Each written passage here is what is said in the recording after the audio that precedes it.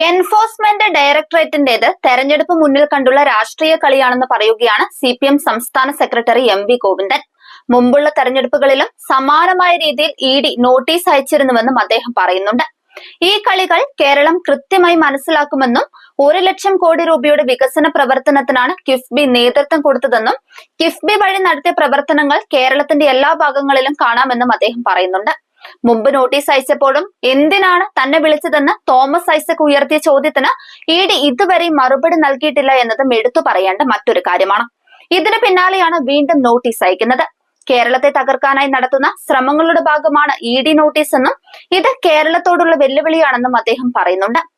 Masala bond ഇടപാടുമായി ബന്ധപ്പെട്ട് മുഖ്യമന്ത്രി പിണറായി വിജയൻ, മുൻ ധനമന്ത്രി തോമസ് ഐസക് ഉൾപ്പെടെയുള്ളവർക്കാണ് എൻഫോഴ്സ്മെന്റ് ഡയറക്ടറേറ്റിന്റെ അഡ്ജൂഡിക്കേറ്റിംഗ് അതോറിറ്റി കാരണം കാണിക്കൽ നോട്ടീസ് അയച്ചത്.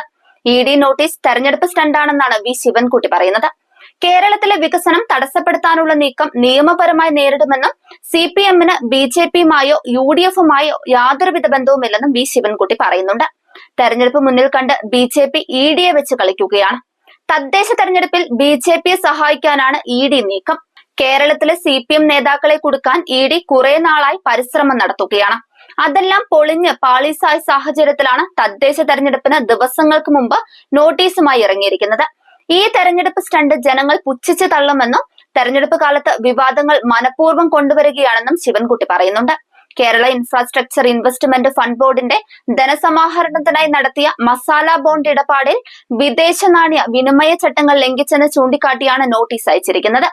ചട്ടലംഘനവുമായി ബന്ധപ്പെട്ട് അന്തിമ റിപ്പോർട്ട് 3 മാസം മുമ്പ് ചെന്നൈയിലെ അഡ്ജൂഡിക്കേറ്റിംഗ് അതോറിറ്റിക്ക് നൽകിയിരുന്നു. ഇതിന്റെ തുടർച്ചയായ നടപടിയുടെ ഭാഗമായാണ് ED അഡ്ജൂഡിക്കേറ്റിംഗ് അതോറിറ്റി ഇപ്പോൾ നോട്ടീസ് അയച്ചിരിക്കുന്നത്. മുഖ്യമന്ത്രി ഉൾപ്പെടെയുള്ളവർക്ക് നേരിട്ടോ അഭിഭാഷകൻ വഴിയോ നോട്ടീസിന് മറുപടി നൽകാം.